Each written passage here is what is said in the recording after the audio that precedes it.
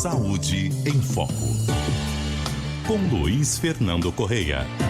Oferecimento, você luta pela sua saúde. A gente também. Alice, plano de saúde como deve ser.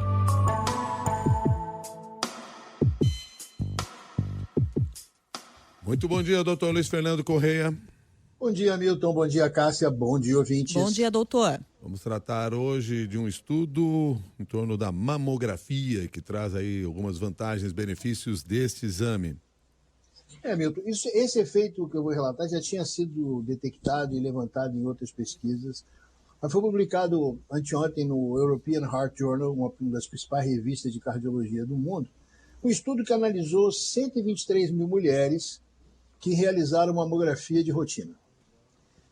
A observação não era pesquisar câncer de mama. O objetivo é tentar evidenciar nesses exames um detalhe, que é a calcificação arterial mamária. Em termos simples para explicar, são pequenos depósitos de cálcio que aparecem nas artérias da mama, que são visíveis na imagem da mamografia. Essas calcificações não têm nada a ver com câncer.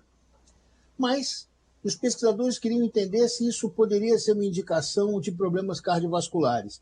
Por quê? A gente faz essa pesquisa quando faz, por exemplo, a angiotomografia da coronária, quando você procura a placa dentro das artérias coronarianas do coração. Quando você faz o score de cálcio, que é um exame, que é uma tomografia que mede a quantidade de cálcio depositada na parede das artérias do coração.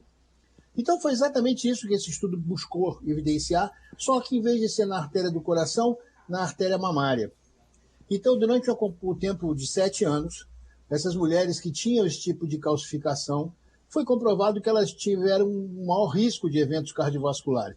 Nós estamos falando de infarto, acidente vascular cerebral, insuficiência cardíaca e até mesmo morte por doença cardiovascular. As mulheres com a calcificação leve tiveram 30% a mais de risco de evento cardiovascular. Quando essa calcificação era moderada, o risco subia para perto de 75%. E naquelas mulheres com calcificações mais intensas, o risco podia chegar a ser 2 a 3 vezes maior. Isso não quer dizer que a gente vai usar mamografia para diagnosticar doença do coração. O estudo mostra uma associação, quando a gente sempre fala associação, quando você descobre no estudo, é algo que vai te encaminhar para fazer um outro estudo, um estudo maior que valide essa correlação, né? Então, esse achado na imagem pode funcionar, sim, como um sinal de alerta, indicando que essa mulher talvez tenha maior probabilidade de desenvolver doença cardiovascular no futuro. Isso pode ser, assim, um caminho para você encaminhar essa paciente para fazer avaliação preventiva de doença cardiovascular. A gente tem que lembrar 2 coisas. Por que é importante a mamografia? A gente sempre tem que falar, né? O câncer de mama é o tumor mais frequente entre as mulheres, excluindo o câncer de pele, não melanoma. São 70 mil novos casos, segundo o INCA, por ano no país. Mais de 20 mil mortes por câncer de mama a cada ano. Daí a importância de fazer o rastreamento. A mamografia é a principal ferramenta para o diagnóstico precoce do câncer de mama. E no Brasil, no Sistema Único, o registro apontam para cerca de 4,4 milhões desses exames por ano. Ou seja, é um exame que já está incorporado à prática médica. E, por outro lado, as doenças cardiovasculares estão se tornando a principal causa de morte entre as mulheres também. Infarto e AVC, juntos, já matam muito mais mulheres do que câncer de mama. Então, nós estamos falando de, eventualmente, uma evidência.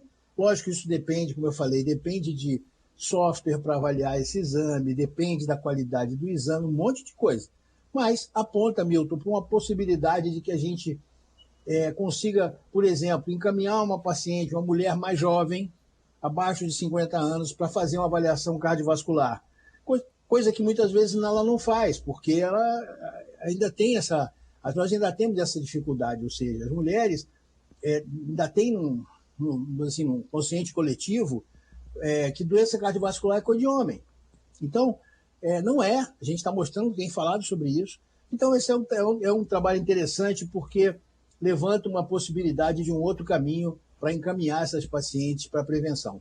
E muitas vezes, né, doutor, nem apenas as mulheres têm essa ideia na cabeça, mas tem muitos médicos que não fazem esse acompanhamento, ou que não chamam a atenção das mulheres para a necessidade de fazer esse acompanhamento cardiovascular, o que infelizmente é uma realidade também, né?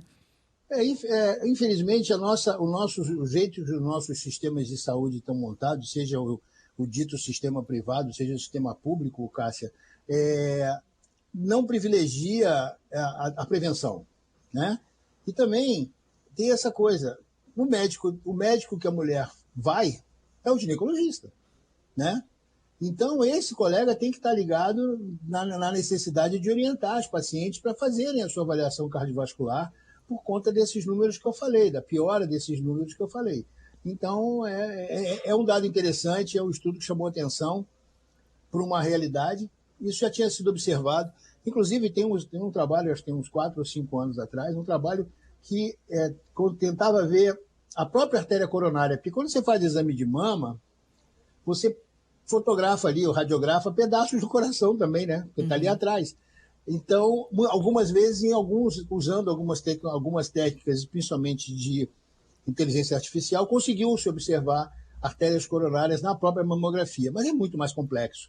Essa ideia de olhar a artéria mamária, e daí você vê, se a artéria mamária está com problema, possivelmente a artéria coronariana também pode estar, né?